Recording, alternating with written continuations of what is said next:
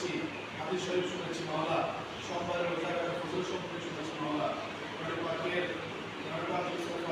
Class পাঠ করেছি, যা সাহাবায়ে হুজুর সাল্লাল্লাহু আলাইহি ওয়াসাল্লাম বলে পৌঁছায় দাও। এই মাওলা সমস্ত কিছু মাফ করে দাও। এই মাওলা যা কিছু শুনেছি মাওলা তার অপরকে সাকসেস করে দিও।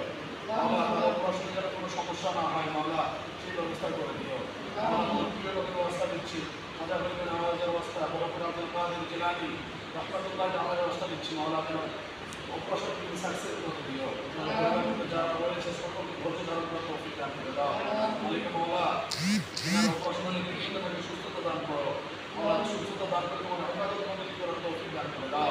মালিক মাওলা আমাদের মধ্যে যারা আমি করছি মাওলা জানি না কার মা বাবা অসুস্থ, কার ভাই বোন অসুস্থ মাওলা, তুমি কেউ অসুস্থ থেকে থাকে মাওলা তাদের মধ্যে সুস্থতা দান করে দাও। মালিক মাওলা আজকে যারা রোজা রেখেছে মাওলা, মাওলা এখানে অনেক ছোট বাচ্চা রোজা রেখেছে মাওলা, এখন তাদের গুনাহ লেখা হয়নি মাওলা, তাদের ইসলামকে আমাদের নেক জায়েজ আপনারা বিক্রমগুলো কবুল করে নাও।